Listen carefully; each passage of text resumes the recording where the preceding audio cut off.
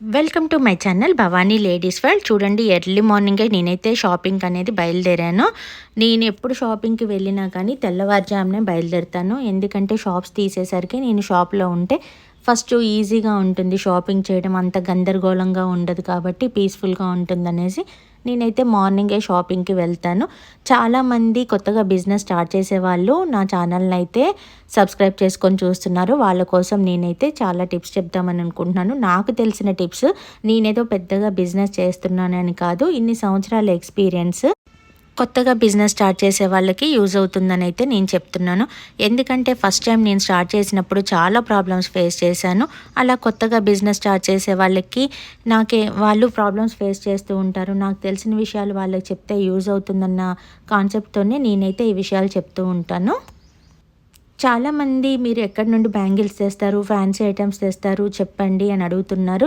మీరు ఇన్వెస్ట్మెంట్ ఎంత అనే దాన్ని బట్టి షాపింగ్ ఎక్కడ చేయాలి అన్నది డిసైడ్ చేసుకోండి. ఫస్ట్ మీరు ఇంట్లోనే స్టార్ట్ చేస్తున్నారు, కొంచెం ఇన్వెస్ట్మెంట్తోనే స్టార్ట్ చేస్తున్నారు, అప్పుడు మీరు ఎక్కడ స్టాక్ తెచ్చుకోవాలి అంటే మీకు దగ్గరలో ఏ సిటీ ఉందో అక్కడ హోల్సేల్ షాప్స్ ఎక్కడ ఉన్నాయో తెలుసుకొని అక్కడైతే షాపింగ్ చేయండి.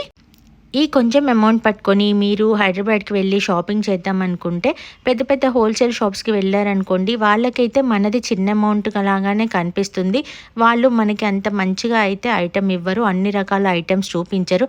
మన దగ్గర బల్క్ అమౌంట్ ఉన్నప్పుడు మాత్రం వాళ్ళ ఐటమ్స్ అన్నీ మంచిగా చూపిస్తారు. మన దగ్గర కొంచెం ఐటమ్ ఉంది అనుకోండి, ఇప్పుడు వాళ్ళు ఫ్లక్కర్సే చూపిస్తున్నారు, మనం 1-2 తీసుకుంటాము. అలాంటప్పుడు వాళ్ళకి మనది చిన్న బిజినెస్ లాగా అనిపిస్తుంది. వాళ్ళంతా మనకి ఇంపార్టెన్స్ ఇచ్చి అన్ని కొత్త ఐటమ్స్ అయితే చూపించరు. అందుకే మనకి దగ్గరలో ఉన్న సిటీలోకి వెళ్ళి హోల్సేల్ షాప్కి వెళ్ళి తీసుకుంటే మనకి యూజ్ అవుతుంది.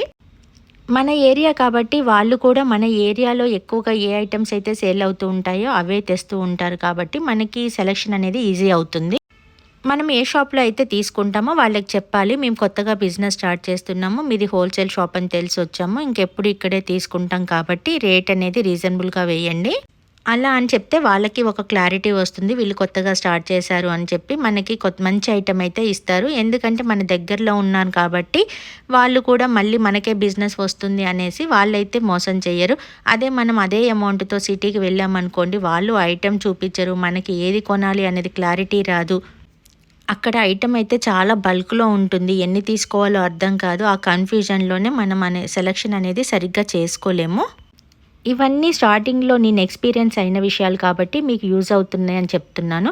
కొంచెం అమౌంట్ ఉన్నప్పుడు మాత్రం మీరు హైదరాబాద్కి వెళ్ళి షాపింగ్ అనేది చేయమాకండి, అక్కడ అంతా గందరగోళంగా ఉంటుంది. వాళ్ళకి సేల్ కాని ఐటమ్స్ కూడా మనకి చూపిస్తూ ఉంటారు. మనం కొత్త కాబట్టి మనకి ఏది కొత్త ఏది పాత ఇవన్నీ అర్థం కాక మనము తీసుకొచ్చి అవి సేల్ కాక చాలా ఇబ్బంది పడతాము. ఇంకా మనకి బిజినెస్ చేయాలనే ఇంట్రెస్ట్ కూడా స్టార్టింగ్లోనే పోతుంది. ఎప్పుడైనా మనం తెచ్చిన ఐటమ్ సేల్ అవుతూ ఉంటేనే మనకి హుషారు ఉంటుంది, ఇంట్రెస్ట్ అనిపిస్తుంది, డబ్బులు రొటేషన్ అవుతూ ఉంటాయి, బిజినెస్ ఈజీ అవుతుంది. బిజినెస్లో అన్నిటికంటే రిస్క్ అనేది ఏంటి అంటే మనం షాపింగ్కి వెళ్ళి స్టాక్ తెచ్చుకోవడం.